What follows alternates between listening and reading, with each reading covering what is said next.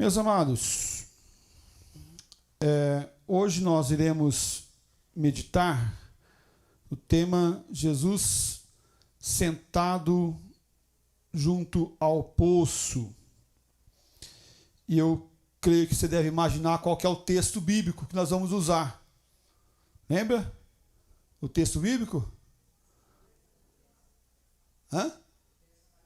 A mulher samaritana? Vamos lá então. Abre a tua Bíblia lá. Qual que é o texto? João 4:6. João 4:6.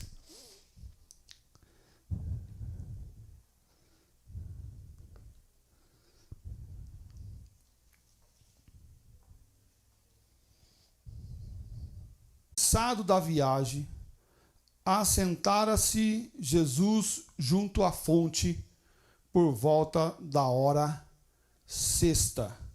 Por volta da hora sexta. Pai querido, nós pedimos que o Senhor fale conosco, que o Senhor encha o nosso coração com a tua verdade, com o teu querer, para a glória do Senhor Jesus. Amém, Pai. Essa semana eu fui a nutricionista para ver uma dieta, né? Perder peso, né? Perder um pouco de peso, 104,5. Por incrível que pareça. Como que boniteza pesa, né? Como que boniteza pesa? O cara falou, nossa, não pode, cara. Boniteza é tão pesada assim. 104,5. Fiquei assustado. Porque da outra vez que eu fui, eu estava com 103. Aí saí de férias, o que acontece? 104,5. Pronto, 1,5 kg nas férias. E isso porque foi uma semana só. Se fosse duas, né? 3, 4, não dá para tirar um mês inteiro, senão a gente tem que trocar o guarda-roupa inteiro. Porque a gente perde as peças de roupa. E o que me impressionou era algo que eu já constatava antes. Porque eu tenho uma balança lá em casa que ela mede um monte de coisa e te ofende muitas delas. IMC, obeso. Eu falei, não, como assim, gente? Como pode? Proteína, baixa. Água, baixa. Ela fala de osso, bom. Músculo, bom. Eu falei, tá bom. E ela fala assim de água. Quando ela chega em água, ela fala assim, baixo. A quantidade de água. E a nutricionista passou para tomar quanto de água? 2 litros que fosse. Que fosse quase 4 litros de água. 3 litros e 800. 4 litros de água. Falei, Jesus amado. Comprei uma garrafona daquela grandona e estou tomando 2 agora por dia. Faz, já que é 3,800 no mínimo, vai 4 para 200 ml de lambuja. Vai. E está dando certo. Estou conseguindo tomar nessa primeira semana. Tomei água, muita água e muita água. Água para dar mais de metro. Se fosse um carro movido a água, já teria chegado muito longe. Tanto de água que a gente tomou. Meus queridos, a água é fonte de vida. A água é fonte de vida. Eu não sei se você já pensou nisso. Uma mamãezinha que está gestando o seu bebê, o bebezinho está no seu útero. Mas o que tem no útero? Água. O que nós não podemos deixar de beber em um jejum? Água. Não é Coca-Cola não, tá, gente? É água. Água que a gente não pode deixar de beber. Vai fazer um jejum de uma semana? Tem que tomar água. Senão você vai desidratar e vai morrer. A água é fonte de vida. Não dá para viver sem água. Aquela região ali que ele para, é a região onde que era de Jacó antes. Próximo aonde enterraram José do Egito. Era uma região conhecida. Era uma região conhecida. O texto fala, Jesus, pois, cansado do caminho, assentou-se junto à fonte, junto da fonte. Era isso, quase a hora sexta. É a hora sexta aqui, se você colocar lá na internet, hora sexta, tempo, tal. vai dar por volta de 3 horas da tarde. Mas aqui é por volta do meio-dia, porque você tem algumas contagens de hora romana, hora judaica. Aqui, bem provável, é meio-dia, ok? E por isso que ele fala por volta era quase a hora sexta. Então, meio-dia e pouquinho ali, era por volta desse horário que estava lá. Por quê? Porque essa mulher que vai ter com Jesus na beira do poço, era uma mulher de índole duvidosa. E ela era de comum a essas mulheres irem no horário do meio-dia, do sol a pino, aonde não encontrava com as outras mulheres lá na beira do poço. Jesus estava cansado. De Sicar a Jerusalém, que é o trajeto que Jesus faz, ou de Jerusalém a Sicar, é mais ou menos 70 quilômetros. Mais ou menos 70 quilômetros. O carro que Jesus usava, né? O veículo que Jesus usava era P2. P2. Então, tinha que andar. A viagem deles naquela época era andando. E 70 km a pé, faz a conta. 70 km a pé. Um homem adulto viaja em torno de 4 km por hora. 4 km por hora. Mas não numa sequência tão longa, porque chega um momento que ele cansa. Então essa viagem foi uma viagem longa, não foi uma viagem de meia horinha, de ir aqui na Baixada. 70 quilômetros, pego o meu carro, 1 hora estou lá. Não, mas não é isso. Porque essa viagem aqui é a pé. Jesus está cansado. E Jesus mostra a sua humanidade.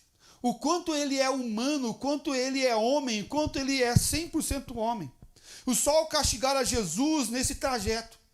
Podemos imaginar aqui o suor correndo pelo rosto de Jesus, o que deixa ele cansado, fadigado.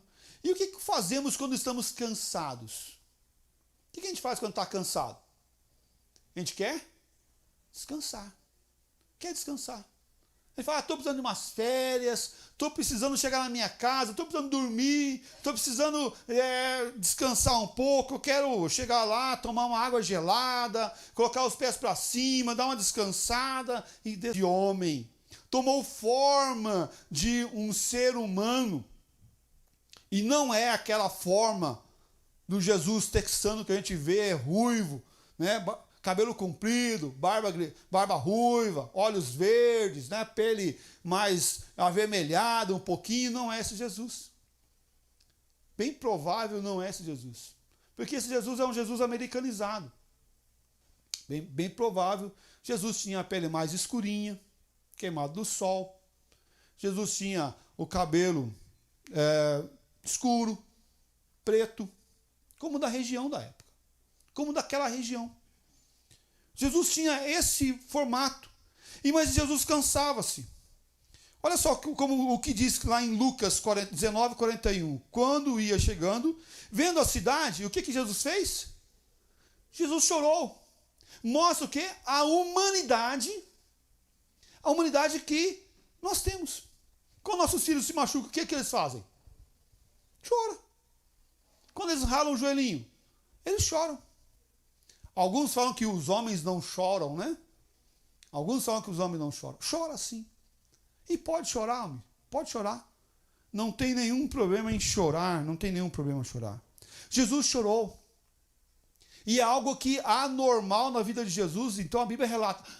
Chorou? Jesus chorou. Eu vou colocar aqui porque não é normal Jesus chorar. Mas ele colocou. Mas Jesus chorou. Analisando um pouco o contexto geral do nosso texto que nós lemos. Encontramos aqui uma diferença singular do capítulo 3 para o capítulo 2. Muda, mas com um objetivo claro. No capítulo 3, Jesus fala com um homem. Quem é o homem? Nicodemos. Nicodemos era judeu de alta posição moral. E ele é alcançado por Jesus. Jesus fala no coração desse homem. No capítulo 4, Jesus está falando agora com quem? Com uma mulher samaritana. Samaritana. Que é um problema muito sério para os judeus, que eles não se davam bem. E do quê? De alta reputação ou de baixa reputação? De baixa reputação. Então, o que está aqui Jesus trazendo para nós?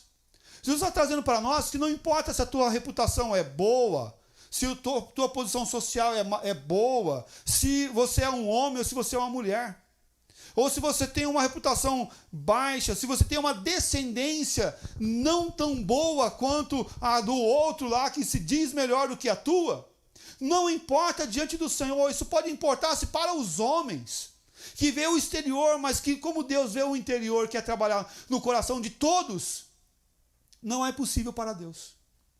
Deus converte o coração do homem que tem posição boa, que é rico, que é homem, que é judeu, mas Deus converte o coração da mulher, que é samaritana, que tem baixa reputação, baixa moral.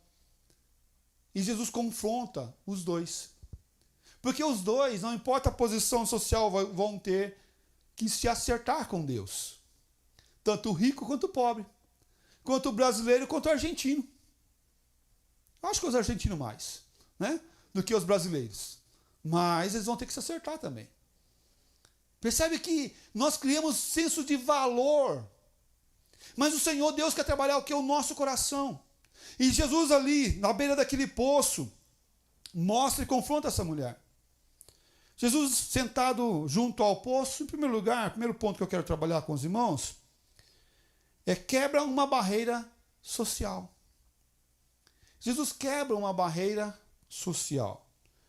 Veja o versículo 7. Nisso veio uma mulher samaritana tirar água. Disse-lhe Jesus: dai-me de beber. Dai-me de beber. Jesus está em Sicar.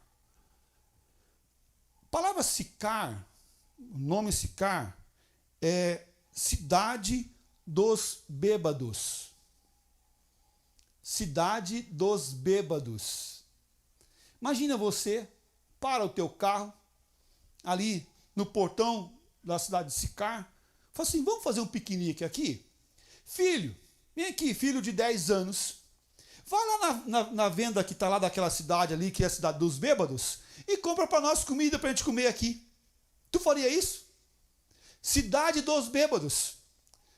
Mas Jesus faz o que com os seus discípulos? Ele para na beira do poço, no poço que Jacó tinha cavado, e agora fala para os seus discípulos, os homens santos, discípulos do Senhor Jesus: vai até a cidade dos bêbados comprar comida para nós, porque vamos comer aqui. E o que os homens fazem, os seus discípulos? Vão, e Jesus fica lá. Essa cidade é algo substancial. Jesus mandou seus discípulos comprar alimento nessa cidade. Os judeus tinham por imunda a comida dos samaritanos.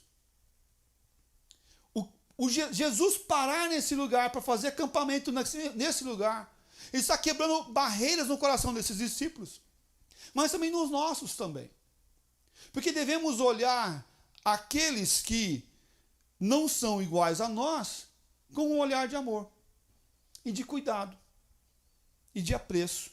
Porque Jesus quer tocar aqueles que só faltam Jesus para ser boa pessoa, porque o resto tem tudo, como aqueles que falta tudo, inclusive Jesus.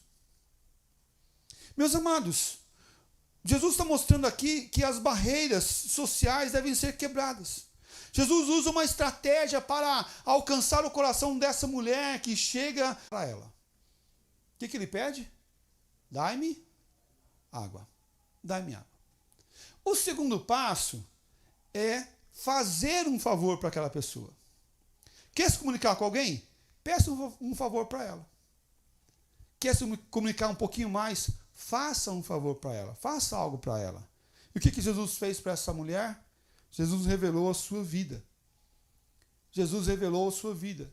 E Jesus oferece para essa mulher a água viva. A água viva. A água que imunda corações e transforma vidas. Um homem judeu não conversava com mulher, muito menos com mulher samaritana.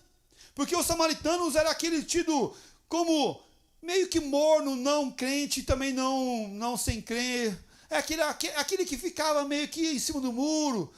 Gostava de uma certa religiosidade, mas não seguiam o Senhor. Veja o versículo 9. Então lhe disse a mulher samaritana: como sendo tu, judeu, pede de beber a mim, que sou mulher samaritana, porque os judeus não se dão com os samaritanos. Essa mulher tinha sua vida moral reprovada perante a lei e perante a sociedade. Mas Jesus se comunica com ela. Versículo 18: porque 5 maridos já tiveste, e esse que agora tens não é teu marido. Isso disseste com verdade. O que Jesus está fazendo? Jesus está confrontando essa mulher. Jesus está mostrando para ela o seu pecado. Mas Jesus está se comunicando ao coração dela, mostrando que Ele é o Deus de verdade. O que Jesus está ensinando? Jesus está ensinando 2 coisas importantes para essa mulher. Não tem pessoas, por mais complicadas que possam ser, que o Senhor não tenha condições de mudar o coração dela. A segunda coisa que está ensinando para nós nesse texto, que Jesus mesmo cansado, se importou com aquelas pessoas, e se importa com pessoas, como essa mulher. E assim Ele se importa com a gente. Não tem tempo ruim para o Senhor. Não tem hora difícil para chegarmos diante do Senhor e clamarmos a Ele. Porque Jesus, sentado à beira do poço, em segundo lugar, Ele vai além. Ele vai além. Ele vai além. Não fica apenas na conversa, do diálogo, da corda, do balde, da água. Mas Jesus começa a mostrar para essa mulher que tem algo muito maior do que a água que cai na areia e seca rapidamente.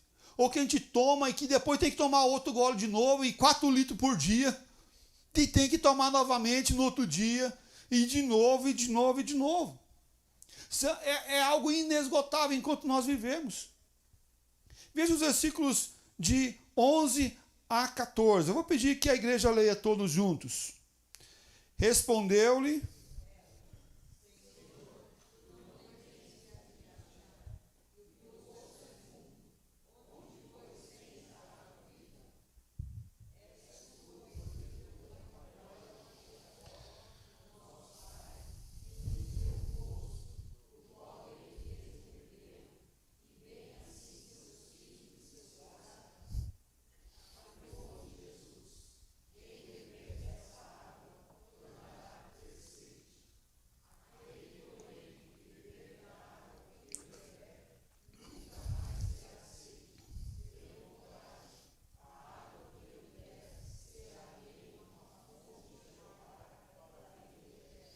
amém.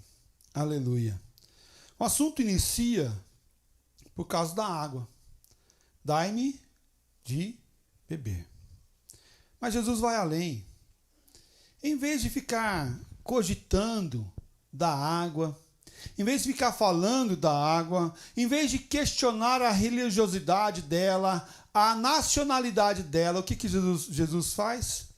Jesus pede algo passageiro para essa mulher e oferece algo que é eterno para essa mulher. Dai-me água. E se você soubesse quem está te pedindo dai-me água, você pediria água para ele e ele te daria água viva, água que não precisa vir buscar no poço, mas água que vai jorrar para sempre. Essa mulher samaritana procurava adorar a Deus com os seus ritos e suas formas, e seus formalismos. Aonde devemos adorar? E ela vai citar o monte de Gerizim, que é aquela região lá, considerado o local da verdadeira adoração pelos samaritanos. O lugar certo de adorar. É lá naquele lugar. Outros tinham lugar lá em Jerusalém, outros tinham outros lugares. Qual que é o lugar certo de adorar? Porque eu estou na dúvida, eu não tenho muita certeza. Eu não sei se estou fazendo certo ou se estou fazendo errado. Mas Jesus, ele quer mostrar algo maior. Essa mulher estava ligada ao tradicionalismo da sua cultura, não aceitando a palavra de Deus, a Bíblia, o Velho Testamento naquele momento. Só aceitavam o quê? O Pentateuco. Só aceitava o Pentateuco. E não aceitavam nenhum outro livro da Bíblia na época. Porque eles estavam ligados aos ritos e formalismos. Quando Jesus vai ao encontro dessa mulher, Jesus não entra nessa disputa religiosa, mas Jesus mostra e quer trabalhar na necessidade emocional e espiritual dessa mulher. Olha, eu tenho água viva. Eu tenho água que você vai tomar e você não vai precisar mais tomar, vir aqui para tomar em nenhum outro lugar. Essa água vai fluir dentro de você. Você vai ser uma fonte, um manancial de água que vai jorrar para sempre. Jesus está mostrando que Ele é água viva. Ele pede algo pequeno e oferece algo que é eterno. Meus queridos irmãos, o Senhor Jesus tem algo que é eterno. Ele mostra a relevância da água da vida. O quão é maravilhoso ter Jesus na nossa vida e em nosso coração. O quão muda e impacta a nossa vida, saciando a nossa sede e mudando nós por dentro com essa água maravilhosa. A água que muda o nosso coração. Replicou-lhe Jesus: se conheceras o dom de Deus e quem é o que pede, dai-me de beber, tu lhe pedirias e ele te daria água viva. Ele está oferecendo para essa mulher a água maravilhosa que transforma os corações. João Calvino, ao comentar esse texto, ele disse: se tu conheceras o dom de Deus, por meio dessas palavras, somos instruídos que então só saberemos o que é Cristo quando entendermos o que o Pai nos deu nele e que benefício ele nos traz. Só vamos viver o melhor do Senhor se tu conheceres o dom de Deus. Conhecer o dom de Deus, que é Jesus, nos faz entender e compreender e viver uma vida de transformação. O reino de Deus. Entender o reino de Deus é entender esse dom de Deus sobre as nossas vidas.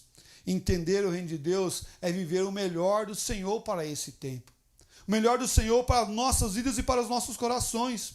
A convicção da pobreza e da humilhação devemos ter. A convicção que somos pecadores, somos falhos e que precisamos do único remédio, que é Jesus Cristo, para saciar a nossa sede, para matar a nossa sede por dentro. Jesus quer lavar o nosso coração. E eu gosto muito daquela musiquinha das crianças, né? Que o sabão lava a minha mãozinha, lava meu pezinho, lava a minha mão, mas Jesus quer lavar meu coração. Essa água que transforma e que muda o nosso coração de dentro. É Jesus Cristo que nos lava de dentro para fora. Mudando o nosso ser, trazendo resposta à nossa alma. O nosso coração é nós por dentro. Reconhecer a nossa pequenez, nossa fragilidade, a nossa pobreza. Quando reconhecemos a nossa pobreza e a nossa limitação, nossos pecados, vamos ver que estamos enfermos e enfermos necessitamos de Cristo Jesus para sarar a nossa alma e o nosso coração. Não é o remédio, não é o médico, não é o exame, é Cristo que é a nossa causa, o nosso motivo. E Ele usa o remédio, o médico, o exame, tudo para nos abençoar. Mas devemos reconhecer a nossa fragilidade, nossa pequenez. Mas também temos a convicção que necessitamos dessa água viva.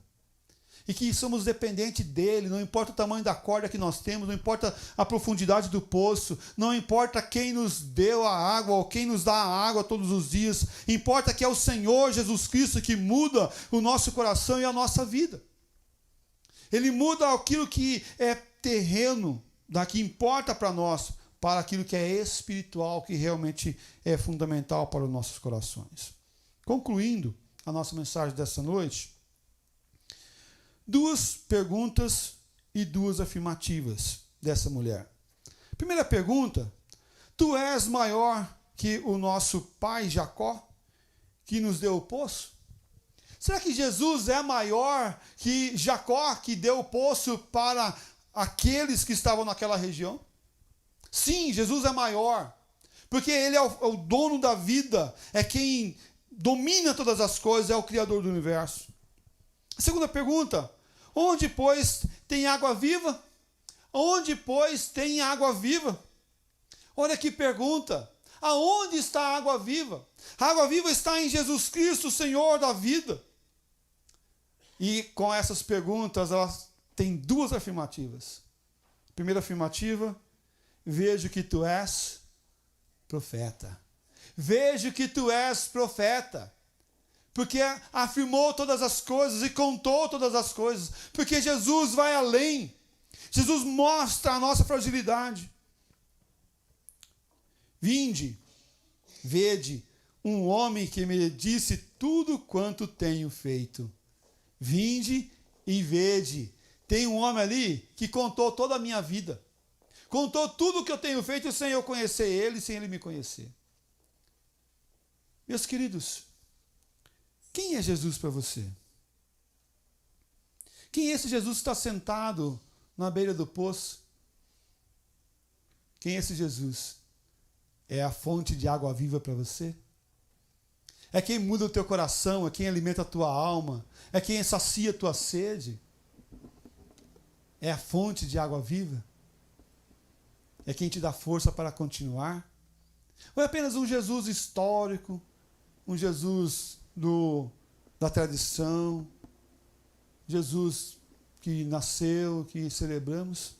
Não, Jesus é maior que o pai Jacó, é maior que eu, é maior que você, é maior que essa igreja, é maior do que aqueles que vieram no passado. Jesus, sim, é a fonte de água viva. Jesus é aquele que revela e transforma a nossa vida daquele caos para estarmos andando com Cristo, com viva esperança. Esperança insondável, incalculável, esperança que enche o nosso coração e que sacia a nossa sede. Se a tua alma está cansada, se você está cansado, olha para Jesus. Ele se cansou também na sua jornada aqui na terra. Olhe para ele e fala: me dá água, Senhor. Eu preciso continuar nessa jornada. Eu preciso continuar nessa caminhada.